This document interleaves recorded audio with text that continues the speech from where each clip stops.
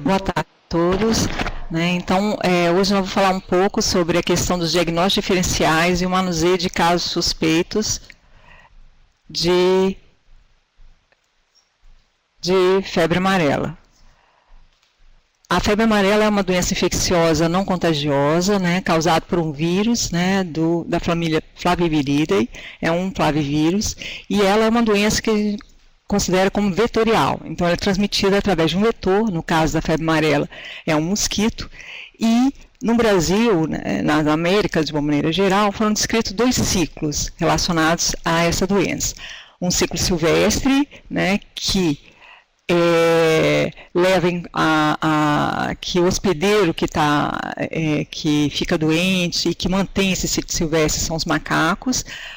O vetor em questão é um mosquito específico, é o Haemococcus ou Sabetes, e um ciclo urbano, onde o Aedes aegypti seria o vetor, transmissor dessa doença, e o hospedeiro seria o homem. Desde 1942, não há no Brasil registros de febre amarela do ciclo urbano, mas nós mantemos essa doença a nível silvestre.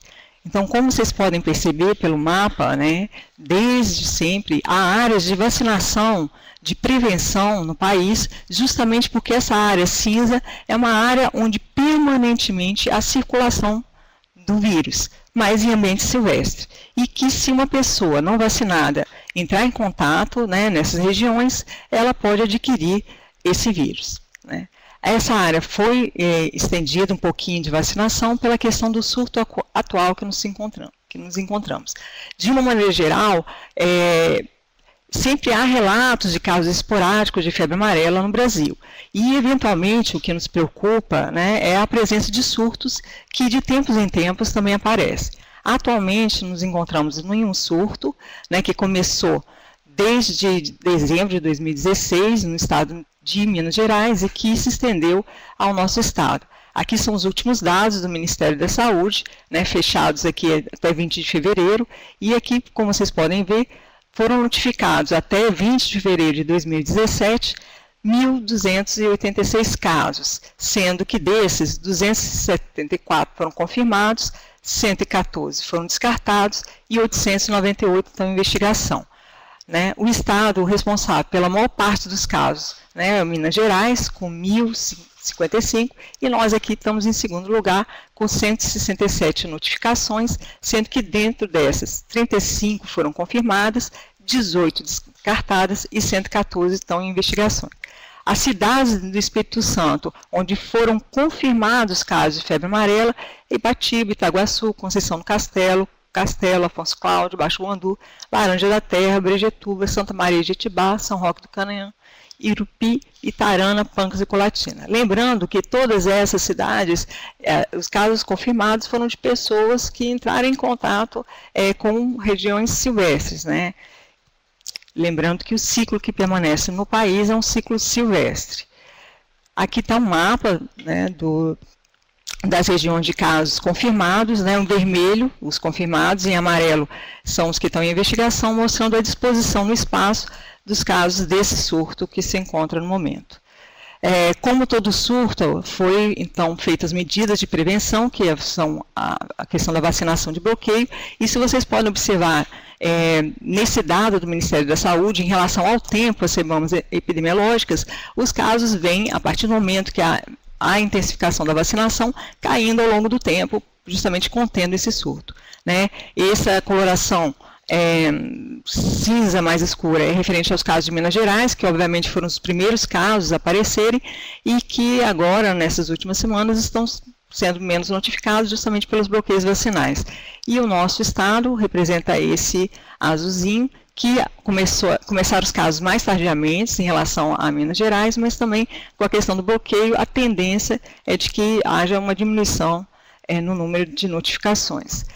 Com relação a esse surto, as pessoas que mais foram infectadas com esse vírus são os homens, isso é uma coisa que é esperada, visto que como é uma infecção com ciclo silvestre, as pessoas que entram em contato com as matas, normalmente são homens, com idade produtiva, é que vão acabar adquirindo essa doença. Com relação aos óbitos, né, a gente teve, no total, até essa data de 20 de fevereiro, 208 óbitos notificados, confirmados 92, descartados 3 e investigação 113. No nosso estado do Espírito Santo foram 22 óbitos notificados, confirmados 10, descartados 1 e 11 em investigação. Obviamente que os locais são aqueles mesmos locais onde houve a notificação inicial, né, desses casos. Com relação à letalidade, né, esse aqui é do Boletim Epidemiológico de Minas Gerais, que concentra a maior parte dos casos notificados, e a gente pode perceber que quando a gente vai ver aqui na coluna de letalidade, né, os casos que evoluíram de forma mais desfavorável para óbito foram justamente naqueles com faixa etárias maiores, né. Bom, alguns aspectos são importantes com relação à febre amarela, para a gente poder fazer esse diagnóstico. Então, primeiro, a gente já sabe que como é um surto, nós estamos em pleno surto, mas há uma transmissão silvestre, então as pessoas que estariam mais sujeitas a serem infectadas são aquelas que entram em contato com matas naquelas regiões já estabelecidas de circulação do vírus. Né, o período de incubação, né, que é o período onde essa pessoa é picada pelo mosquito infectado e vai começar a adoecer, é um período curto, né, de 3 a 6 dias, podendo no máximo chegar a 15 dias. Né. E o período de transmissibilidade, que é onde há a permanência da viremia, né, nesse hospedeiro infectado, com o qual o mosquito pode picar e acabar sendo infectado, ela permanece de 24 a 48 horas antes do início dos sintomas e vai até o 5º dia de doença.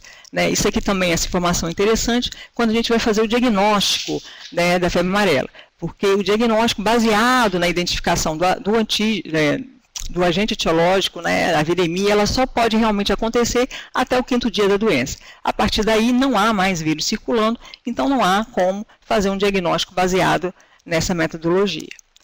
A definição de caso, quando não estamos em surtos, é aquele caso de uma febre com menos de 7 dias, e essa questão de menos de 7 dias, porque realmente é uma doença de evolução mais rápida, né? A gente vai ter alguns casos pouco sintomáticos que perduram só por 2 ou 3 dias, mas os casos mais graves podem perdurar por 7 ou 10 dias, e esses pacientes vão, infelizmente, se não tratados adequadamente, ou apesar, né, de tratados adequadamente, virem a óbito. Então, realmente, a febre ela tem que ter menos de 7 dias.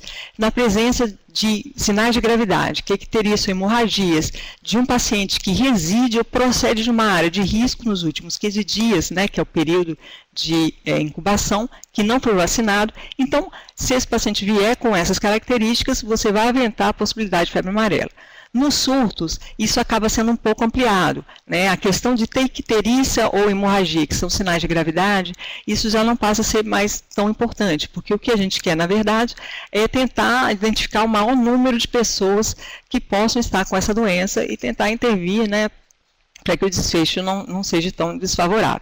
Então, qualquer febre menor de 7 dias, né, procedente de áreas de risco nos últimos 15 dias, e essa pessoa não foi vacinada para febre amarela ou não sabe seu status vacinal, ela vai ser suspeita, né, da doença de febre amarela.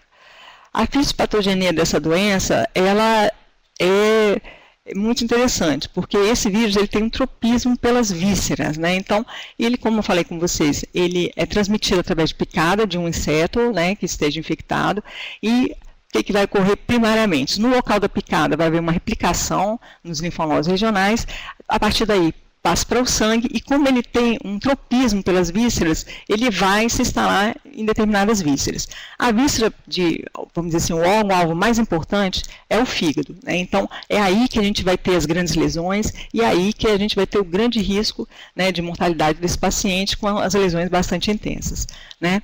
A partir do momento que ele lesa esse hepatócito, ele faz com que haja tanto uma diminuição da excreção da bilirrubina, que se expressa pela presença de icterícia, né, na apresentação apresentação clínica, ele vai dar um aumento de transaminases, isso é um marcador muito interessante com relação ao prognóstico. Como eu vou falar mais para frente para vocês, a evolução da doença, da febre amarela, é uma evolução dinâmica. Então, no primeiro momento, o paciente pode não apresentar nenhum sintoma de grande importância, sintomas realmente pouco expressivos, mas quando você vai coletar exames dele, ele apresenta um aumento de transaminases considerável.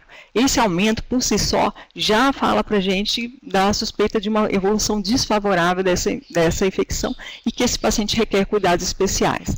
Né? Essa lesão também do epitáxito leva a uma diminuição da síntese de fatores de coagulação, que vai levar a esses quadros hemorrágicos também presentes nas formas mais graves. Então, as hemorragias que aparecem são tanto por falta desses fatores de coagulação que são produzidos pelo fígado, como também pelo consumo local.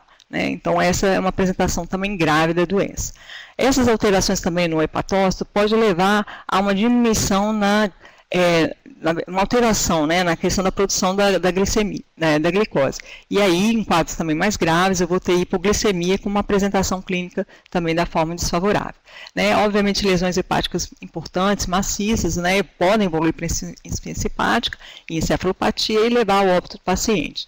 Um outro órgão que também o vírus tem tropismo é o rim. Né? Então, nesse caso, eu vou ter lesão renal direta pelo próprio vírus, através de uma necrose tubular aguda, ou de forma indireta, se esse paciente apresenta hemorragias, hipovolemia, e acabam levando à diminuição da perfusão desse órgão.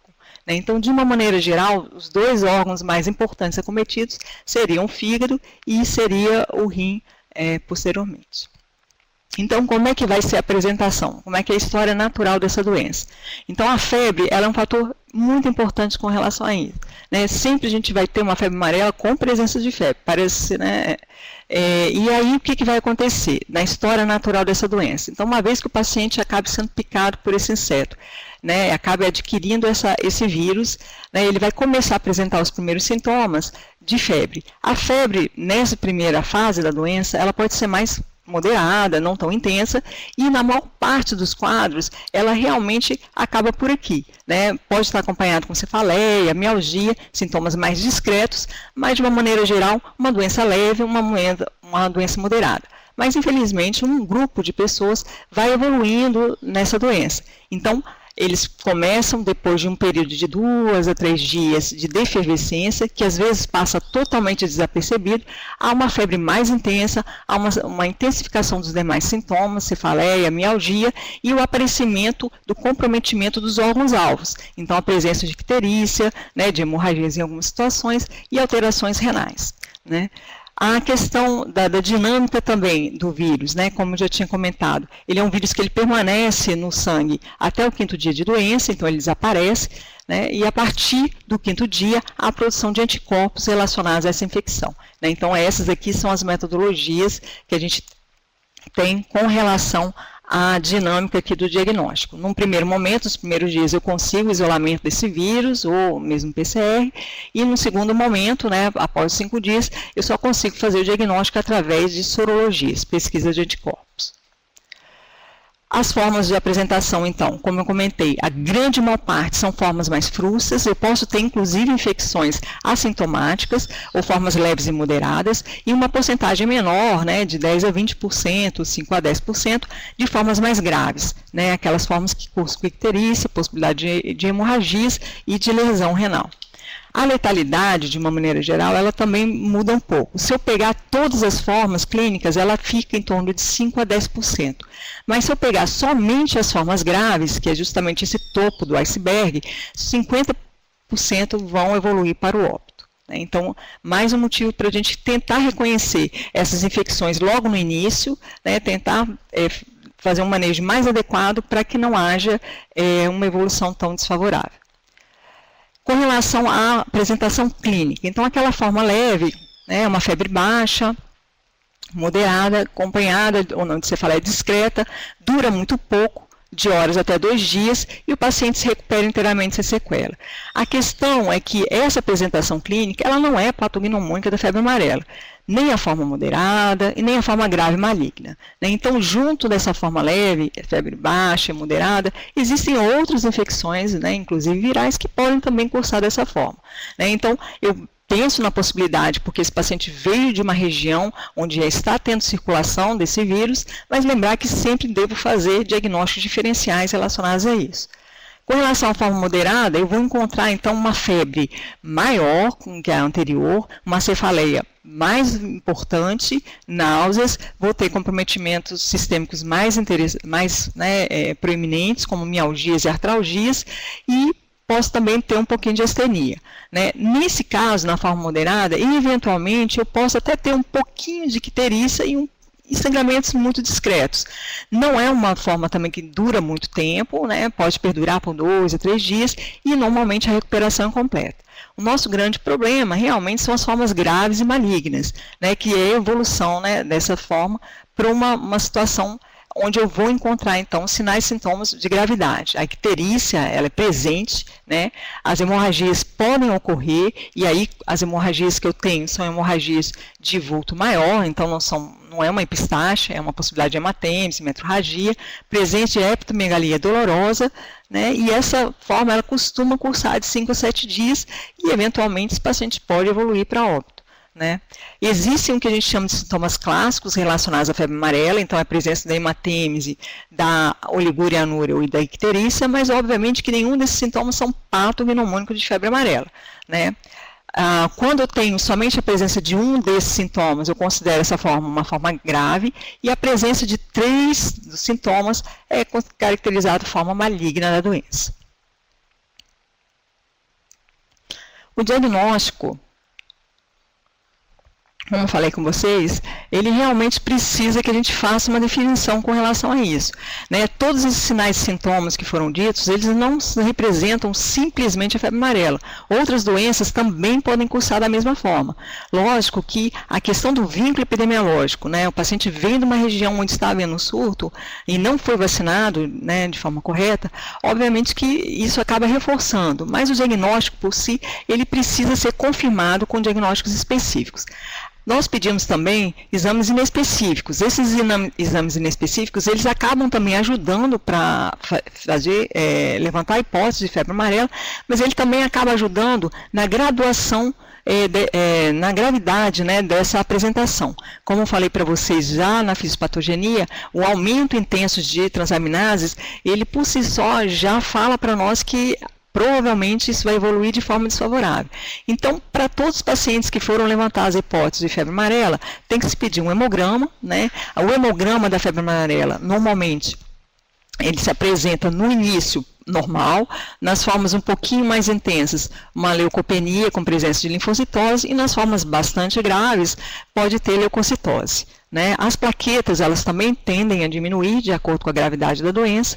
As provas de coagulação, no caso TAP e PTTK, eles vão estar presentes, alterados nas formas graves, né, onde há comprometimento hepático importante.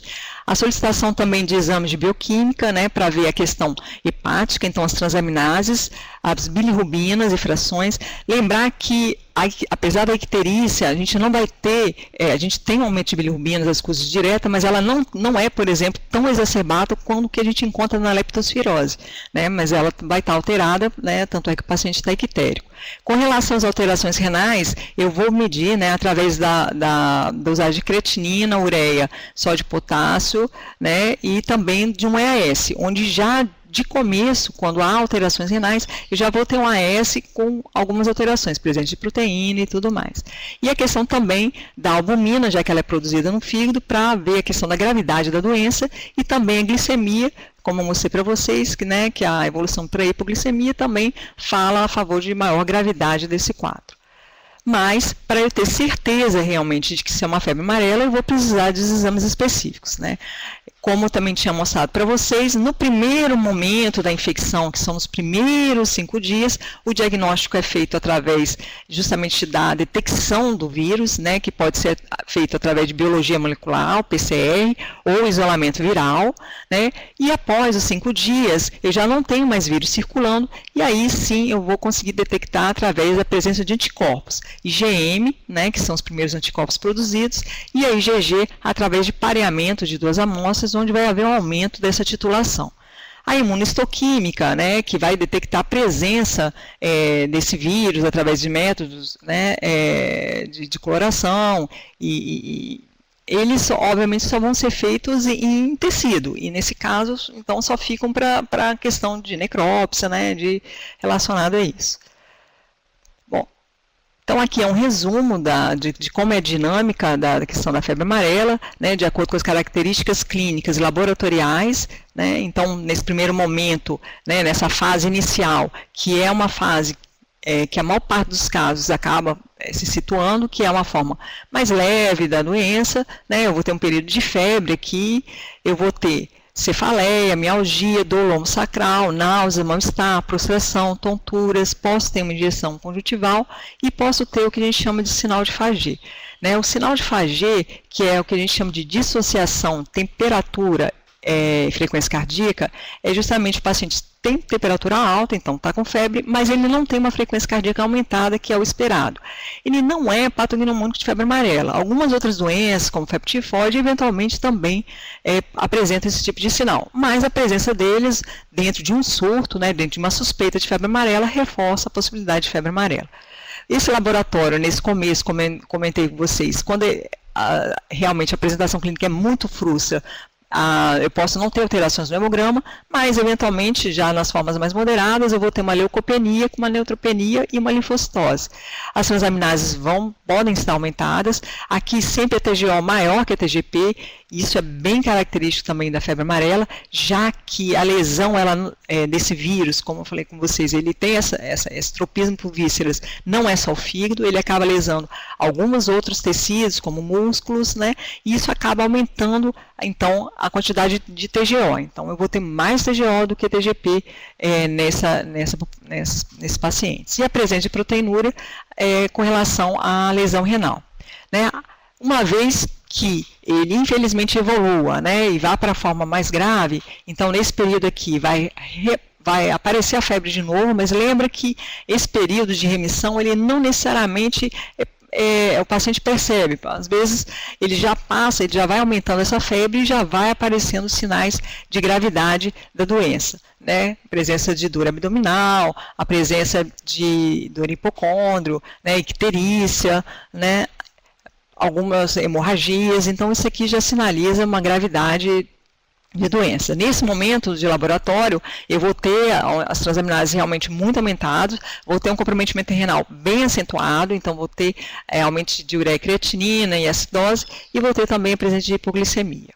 Né? Uma vez que esse paciente não evolua para a morte, no caso da doença grave, ele vai se recuperar, ele pode permanecer com um pouquinho de astenia ao longo de algumas semanas, mas sem grandes sequelas. Né? Com relação aos parâmetros virais, então a viremia só nos primeiros 5 dias e presença de anticorpos a partir desse tempo. Bom, como comentei com vocês, não é patognomônico de nada, a apresentação clínica não é. Então, quando eu suspeito a possibilidade de febre amarela, eu também vou suspeitar da possibilidade de outras doenças que podem também estar circulando e que podem ser a causa daquele quadro clínico. Né? O que vai dizer realmente se foi ou não foi é a questão da confirmação etiológica. Né? Então, nas formas leves e moderadas, algumas formas são tão frustras que nem o paciente acaba procurando nenhum serviço médico. Mas nas formas leves e moderadas, que o paciente apresente uma cefaleia, uma mialgia e uma febre, lembrar que dengue é a nossa grande amiga, né? Que permanece no nosso estado, continua circulando e é um grande diagnóstico diferencial das formas leves e moderadas da febre amarela. Um outro vírus também circulante no nosso país e no nosso estado, que também pode cursar com febre, com mialgia, né? Mas lembrar que aqui no chikungunya a artralgia ela é muito mais importante, né? Também tem que entrar como diagnóstico diferencial. A leptospirose, a forma anictérica, né, porque lembra que normalmente as formas leves e moderadas, né, eventualmente são formas anictéricas da febre amarela. Então, pode fazer diagnóstico da própria leptospirose da forma anictérica, que se apresenta da mesma forma, né? Febre, mialgia, cefaleia, da mesma forma, sendo que a mialgia aqui mais em panturrilha, mas também isso não é patognomônico. E outras doenças que se comportam como que a gente chama de síndrome da Mono, toxoplasmose aguda, Epstein-Barr, eles também podem cursar com febre, mialgia, artralgia, e vai entrar nesse grande diagnóstico diferencial das formas leves e moderadas, né? Aqui tem um quadro de diagnóstico diferencial de dengue e chikungunya, que são os dois grandes diagnósticos diferenciais das formas leves e moderadas do febre amarela, e que mostra que é muito difícil, inclusive, a gente fazer diagnósticos diferenciais somente com a clínica, né? Então, esses pacientes, vai ser pensado, né, a possibilidade de outras infecções, e eles vão ser investigados também, junto com a febre amarela, a possibilidade dessas outras infecções, né? Aqui tem algumas características, mas se a gente for pensar, elas são bem parecidas, leucopenias, né? A questão da plaquetopenia, a possibilidade de alguns sangramentos, né, a dor retroorbitária, a artralgia, que talvez aqui na chikungunya seja mais intensa, mas, né, dentro de tudo. A única coisa, talvez, que a gente não encontra na febre amarela é a questão do exantema, né, mas as demais apresentações clínicas, elas podem fazer diagnóstico diferencial com relação a febre amarela. E aí, para eu fazer um diagnóstico de certeza, junto com o pacote das sorologias ou das pesquisas diretas do vírus da febre amarela, eu também vou pedir, né? Então, da dengue na primeira semana eu peço também a mesma coisa, isolamento viral, a partir do sexto dia, sorologia, chikungunya, a mesma coisa, nos primeiros dias eu vou pedir, né, a questão de PCR, após o sexto dia, sorologias, e a leptospirose são sorologias, como a síndrome da mono também são sorologias específicas para afastar essas possibilidades. Já as formas graves, que são as formas ictero-hemorrágicas da febre amarela, são outros grupos de doenças que podem cursar, né? Então, são doenças que cursam com icterícia. Então, eu vou ter hepatites virais agudas, que vão cursar com icterícia, a leptospirose na forma icterohemorrágica, existe essa forma mais grave da leptospirose, realmente, que faz diagnóstico diferencial da febre amarela, a presença de malária por falciparum, febre tifoide, febres hemorrágicas virais, como hantavírus, septicemia, né, quadros sépticos, o paciente pode ficar um pouco ictérico, e dengue hemorrágica, que não fica ictérica, mas tem a hemorragia aqui que pode fazer o diagnóstico diferencial com relação à febre amarela. Desse grupo de doenças icteros hemorrágicas, são todos eles aqui, inclusive, né, a questão da febre amarela, existem algumas características que precisam ser pesadas na hora que eu vou fazer a investigação. Leptospirose sempre vai ser pedido como diagnóstico diferencial, porque apesar dela ser causada por uma espiroqueta, né, e a questão do modo de transmissão ser vinculada à questão de urina de rato e tudo mais, é muito difícil nesses pacientes que chegam, principalmente nas formas graves e icterohemorrágicas, terem histórias epidemiológicas tão seguras para a gente ter certeza de que ele não teve contato com urina de rato, né? Então, a leptospirose acaba entrando como diagnóstico diferencial das formas icterohemorrágicas, ela tem a presença da icterícia, né, uma forma mais tardia, 15%, mas eu, obviamente, que vou ter algumas alteraçõezinhas com relação aos exames. Tem leucocitose, mas lembra que eu falei com vocês que as formas mais graves de febre amarela pode cursar com leucocitose, então acaba que não ajuda muito a questão dos exames laboratoriais. Comprometimento renal, ela também está na leptospirose, e com relação às transaminases, eu vou ter também transaminases elevadas. Não vai chegar aos níveis de transaminases das formas graves de febre amarela, tá? Que são 1.000, 2.000, 20.000, realmente é muito alto. Mas não vão chegar a 500 aqui. E como eu comentei anteriormente, aqui as bilirrubinas podem até estar nos níveis mais altos do que as bilirrubinas que a gente vê da febre amarela, né? Mas aqui também são exames laboratoriais inespecíficos, eles não vão fazer o diagnóstico, né, da leptospira.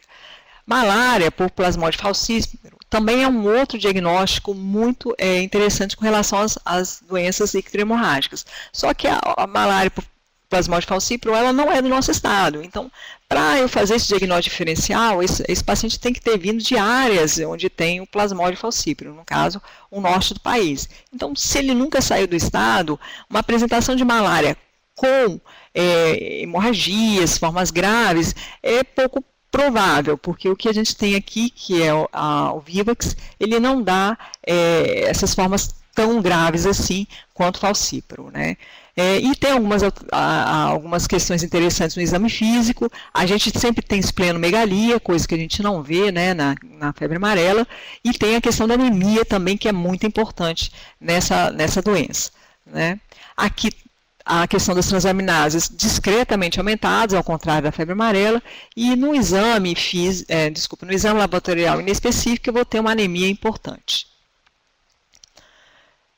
Outra doença que a gente precisa, outro grupo de doenças que a gente precisa fazer o diagnóstico diferencial realmente são as hepatites virais agudas, porque realmente são as hepatites virais agudas são ictéricas, então a icterícia vai estar presente. E eu vou ter também transaminases muito elevadas, né? Só que aqui eu não vou ter aquela inversão de TGO, TGP, como a gente encontra mais frequentemente na febre amarela, né? Uma coisa também interessante com relação às hepatites virais é que a febre aqui não é tão importante, né? Ao contrário da febre amarela, onde a febre realmente é um sinal e sintoma bastante frequente, né? Das hepatites virais que também que devem ser investigadas nesse quadro de doença icterohemorrágica, são as hepatites virais A, B e C. Então essas sorologias elas também são pedidas nas formas graves dessa doença para fazer o diagnóstico diferencial.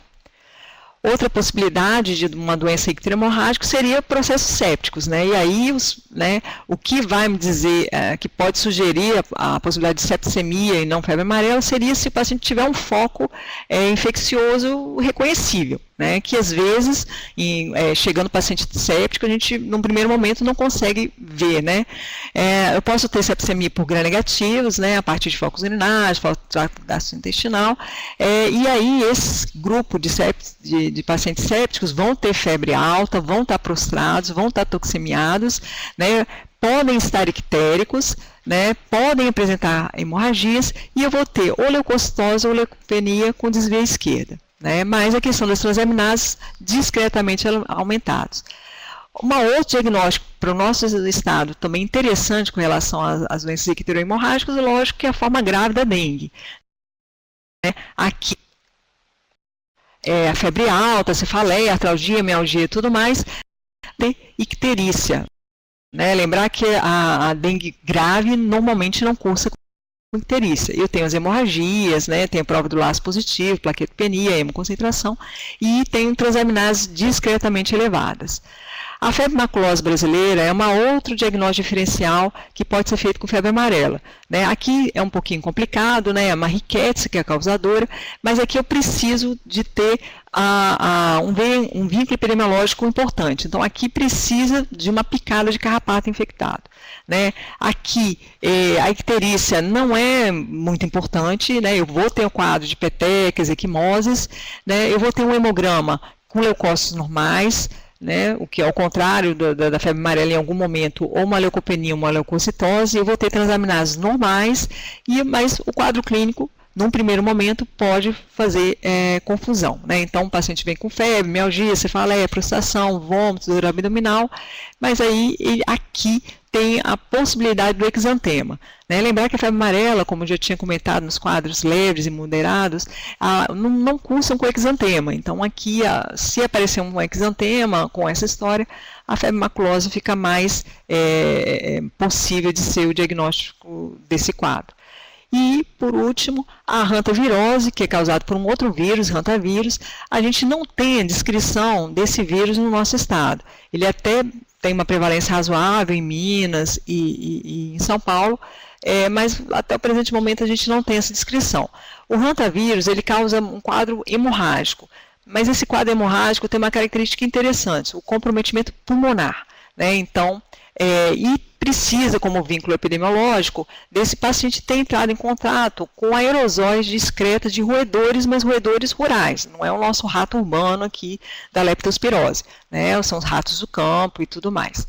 Né? Aqui também eu vou ter febre alta, calafrios, mialgia, cefaleia, né? Mas lembrar, sem icterícia, e quando eu falo em hemorragias, a hemorragias principal é do pulmão, coisa que você não encontra na febre amarela. No exame físico, pelo menos no primeiro momento, no exame físico, o que você vai ter aqui é algumas alterações renais importantes, porque um outro órgão-alvo desse vírus é o rim, né? Mas eu vou ter uma leucocitose, posso ter linfócitos atípicos, uma plaquetopenia e transaminases normais, né? Bom, Então, com esses diagnósticos diferenciais, eu vou, num primeiro momento, baseado em vínculos epidemiológicos, junto com as estratégias de tratamento da febre amarela, também fazer estratégias que no final acaba sendo a mesma coisa. Se vocês perceberam, a maior parte das infecções, à exceção da possibilidade de sepse, né, são infecções virais que não tem nenhum tratamento específico para elas, né. Com relação a como proceder, uma vez que eu identifico um paciente com um quadro de febre e que eu suspeito de febre amarela, né, eu vou fazer uma avaliação dessa pessoa. Então, lembrar, no momento de surto, o que eu preciso somente é a presença de uma febre menor que 7 dias, né, de um paciente que vem de uma região com presença desse vírus e que não foi vacinado de forma adequada.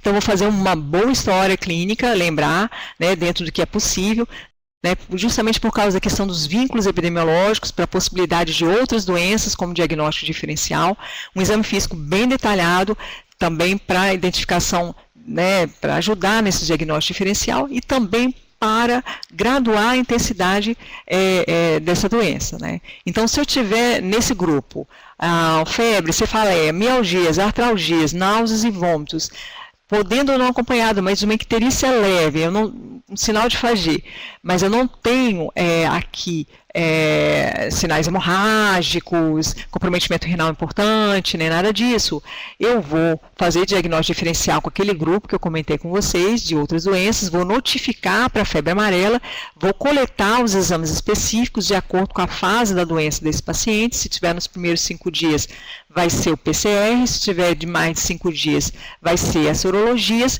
e vou pedir aquele monte de exame específico para me ajudar, tanto para ajudar na questão do diagnóstico, propriamente dito, quanto da graduação, né. Volto a lembrar, né, a febre amarela é uma doença dinâmica. Às vezes, o paciente vem bem, sem nenhum sinal importante ao exame físico. E quando você coleta esses exames, ele vem, surpreende com transaminases estouradas, que é um critério de gravidade. E aí esse paciente passa a ser tratado como uma uma febre amarela grave. Então, lembrar sempre disso. A gente precisa desses exames inespecíficos para avaliação, inclusive, da gravidade. Porque, aparentemente, às vezes o paciente não tem nenhum sinal e sintoma de grande monta, de grande repercussão, e ele está evoluindo para uma doença mais grave, né? Então, se ele, nos exames físicos e nos exames laboratoriais, eu não encontro nenhum critério importante, né, eu posso tratar esse paciente a nível ambulatorial. Se ele tiver algum sinalzinho, né, de gravidade, eu vou conduzi-lo na enfermaria. E se ele tiver, obviamente, se ele tiver algum sinal de alerta, né, ele vai ser conduzido internado. E se ele tiver algum sinal de gravidade, obviamente que ele vai para a terapia intensiva. Se ele já chega com sintomas clássicos de icterícia franca, hemorragias, oliguria e anúria, obviamente que esse paciente não tem a forma leve e moderada, né? Eu vou fazer o diagnóstico diferencial com aquelas outras doenças que cursam, né, com icterícia e hemorragia, vou notificar para a febre amarela e vou colher os exames específicos também para avaliação de acordo com o tempo. Até 5 dias PCR, mais que 5 dias sorologias. E fazer aqui os exames inespecíficos, inclusive para ver como é que esse paciente se encontra, né? E vou internar em terapia intensiva, ok? Quais são, então, os sinais de alerta? Que são sinais que vão indicar que eu vou precisar internar esse paciente. Então, a presença de vômitos persistentes, uma hepatomegalia dolorosa, uma dor abdominal e uma manifestação hemorrágica leve, que é a epistaxe. Sinais de gravidade já fazem com que esse paciente precise ser acompanhado em terapia intensiva. Então, são as transaminases aumentadas, a ureia aumentada, paciente oligúria, hemorragias, a presença de icterícia, choque, coma, ou o paciente está numa síndrome de resposta inflamatória sistêmica, que é a presença de 2 ou mais desses seguintes sintomas, né? Temperatura maior que 38, menor que 36, frequência respiratória maior que 20, ou um PCO2 menor que 32, uma frequência cardíaca maior que 90, e leucócito maior que 12.000 ou menor que 4.000, ou com presença de desvio à esquerda, que seriam 10% dessas formas imaturas. Os exames laboratoriais, volto a frisar, são fundamentais para essa avaliação, então eu tenho que pedir esses exames inespecíficos para fazer a avaliação com relação à gravidade, né, e os específicos, obviamente, para fechar o diagnóstico desse paciente. E vou conduzir o paciente baseado, então, nesse exame físico e nos exames laboratoriais inespecíficos. Então, baseado nisso, eu tenho 3 grupos. O grupo A, que vai ser conduzido a nível ambulatorial, o grupo B, que é o internado, e o grupo C, que vai para a unidade de terapia intensiva. No nosso estado, foi montado, né, um hospital de referência, foi montado um fluxo para que esses pacientes mais graves, tanto os que precisam de enfermaria, ou mesmo que precisam de unidade de terapia intensiva, fossem tratados no mesmo local, que é o Dório Silva. Então, no primeiro momento, se vocês atenderem pacientes que têm indicação de enfermaria ou de terapia intensiva, esses pacientes eles devem, lógico, uma vez estabilizados, serem conduzidos, né, levados para o Hospital Dório Silva, que é o hospital de referência no nosso estado para conduzir esses casos mais graves de febre amarela. Voltando aqui, então, para o grupo ambulatorial, então, aquele paciente que não tem nenhum sinal de alerta, não tem nenhum sinal de gravidade, né, ele tem um exame inespecífico bom, né, plaquetas acima de 100.000, leucócitos acima de 2.500, tem um hematócrito bom, né, as transaminases podem estar aumentadas, mas menor que 5 vezes, não tem alteração renal importante, e o TAP, né, a coagulação dele está boa. Então, esse paciente, eu vou só hidratar, né, eu vou falar um pouquinho mais sobre as medidas, mas eu posso conduzir esse paciente a nível ambulatorial.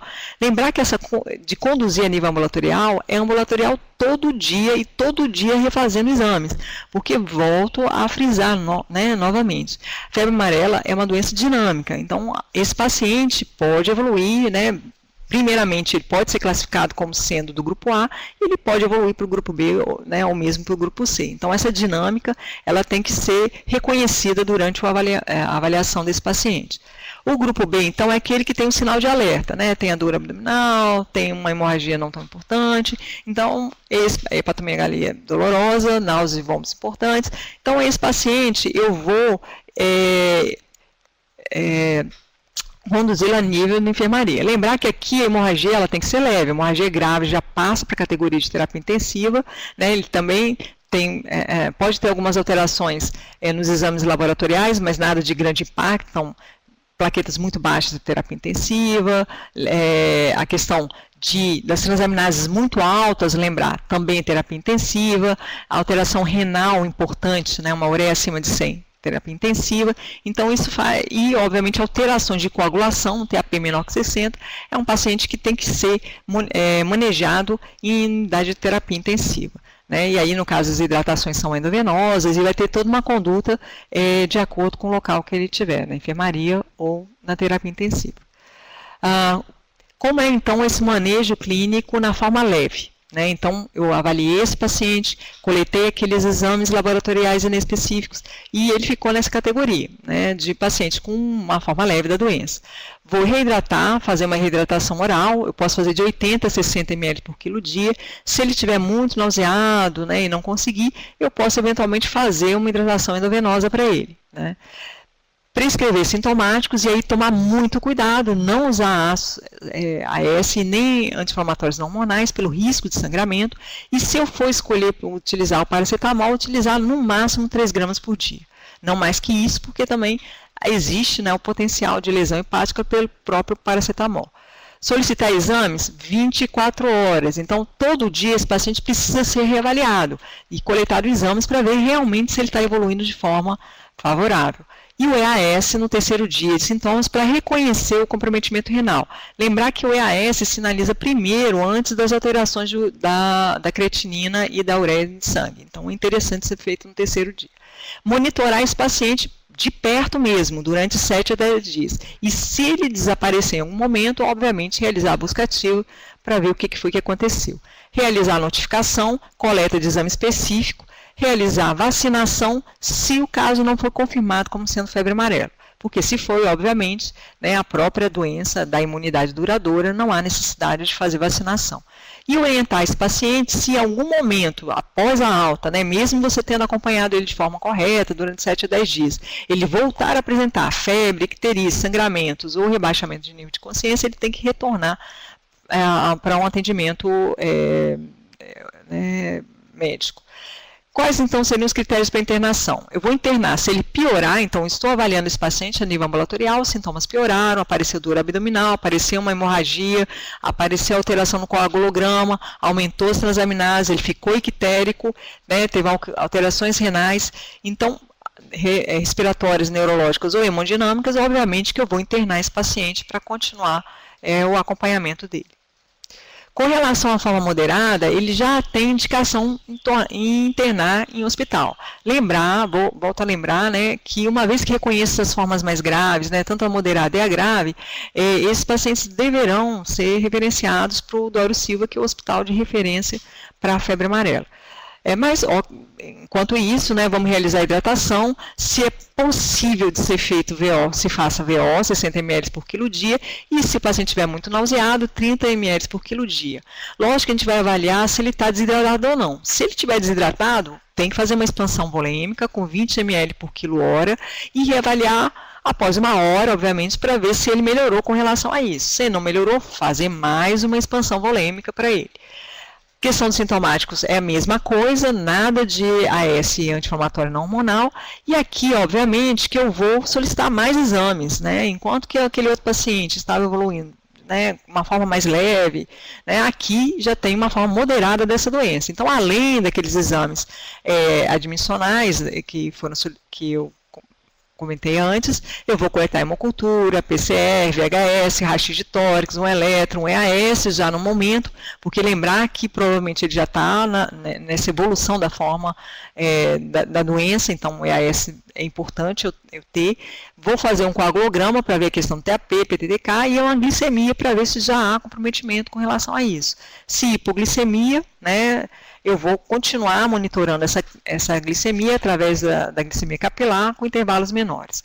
Devo manter esse paciente com HB maior que 7, maior que 21%, né, investigar sempre a possibilidade de sangramentos, por que justificou a queda desse HB, né, realizar a notificação, coletar exame específico de acordo, e uma vez que ele ganhe alta, obviamente, vai ser vacinado se não for confirmado como sendo febre amarela.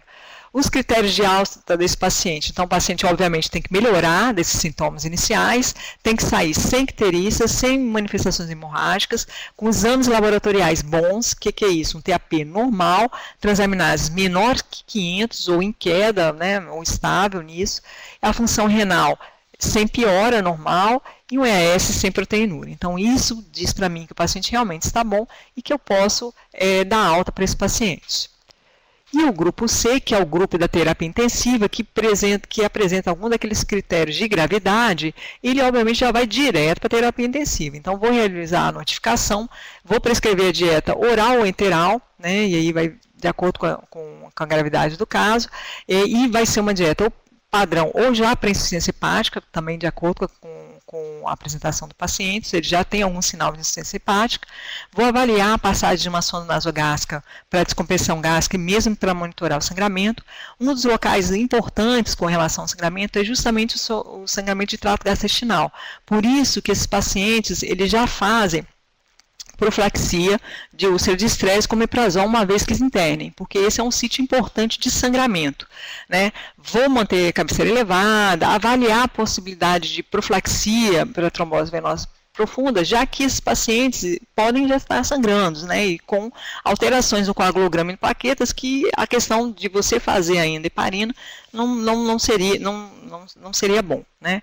Avaliar a glicemia capilar, se ela tiver 80 e 180, vou ficar monitorando, se ela cair abaixo de 70, vou corrigir, e se ela tiver acima de 180, ou duas acima de 180 e uma acima de 250, considerar a utilização de insulina. Controlar a temperatura corporal, evitar o paracetamol, a gente já está numa forma grave da doença, então aqui realmente a questão da temperatura a gente vai tentar controlar com dipirona, e a questão também, né? E monitorar a diurese, passar sonda vesical de demora, ver os sinais vitais de 2 horas, é um paciente muito grave, né? O que às vezes surpreende que aparentemente, apesar dos sinais de gravidade, ele parece estar bem, isso a gente tem que ter muito cuidado realmente com esses pacientes e monitorar bem de perto. Um balanço hídrico feito de 12 em 12 horas, considerar uma monitorização invasiva de pressão arterial, justamente porque é um paciente muito grave, né? Fazer as outras medidas, né? Prevenção de úlcera de escara, iniciar droga vasoativa se a pressão arterial média for menor que 65, ver a questão da necessidade de sedação, monitorar a função renal e indicar precocemente a diálise, né? Se o paciente tiver um aumento de 2 ou 3 vezes de creatina plasmática basal ou um débito urinário menor que 0,5, né, isso já é uma indicação de diálise, né, a diálise realmente é precoce. Fazer hidratação venosa, manter a volemia desse paciente, corrigir distúrbios eletrolíticos, tratar precocemente encefalopatia hepática com lactulona ou com clisteglicerinado, né, monitorar sinais de hipertensão, indicar antibiótico de amplo espectro, né, para possíveis infecções bacterianas e avaliar a possibilidade de hemotransfusões, né. A gente, no paciente com instabilidade, manter sempre um HB de em torno de 10 e hematócrito de 30 nas primeiras horas do choque não hemorrágico, e se o paciente estiver no choque hemorrágico, além da transfusão de concentrado de hemácias, considerar também a transfusão de plasma fresco congelado. A questão de plaquetas, como o mecanismo hemorrágico da febre amarela, ela está mais relacionada com a produção, né, do fígado, dos fatores de coagulação, e a questão do consumo, a reposição de plaquetas, ela teria muito pouco impacto nessas hemorragias, né? Aqui realmente o que eu preciso é manter um HB bom desse paciente e, no caso, né, desses sangramentos, fazer a reposição com plasma fresco congelado.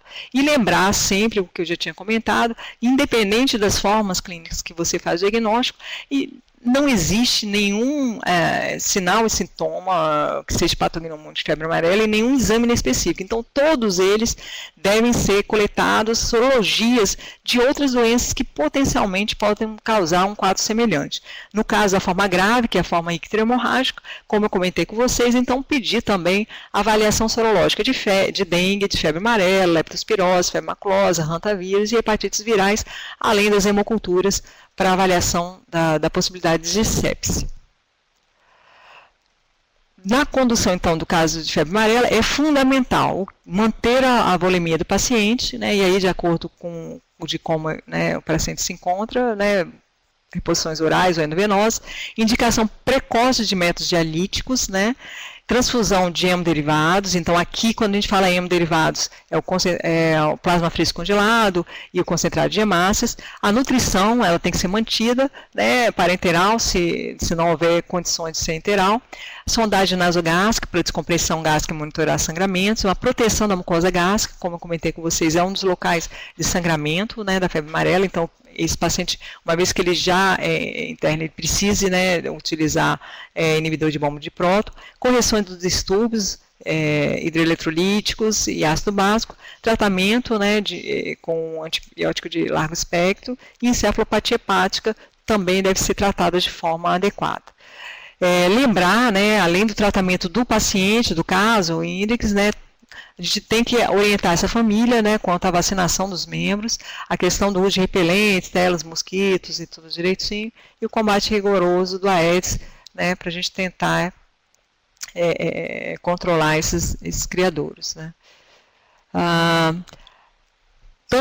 Tudo que foi dito, a maior parte, pelo menos, é baseado no manejo clínico de febre amarela que foi construído pelo Secretaria de Saúde de Minas Gerais e que está disponível no site do próprio Secretaria de Saúde do Estado do Espírito Santo. Então, vocês entram, tem uma página lá só de febre amarela, esse manejo clínico está lá disponibilizado, como também a nota técnica de febre amarela, que foram utilizados em grande parte aí dos slides dessa apresentação. Por fim,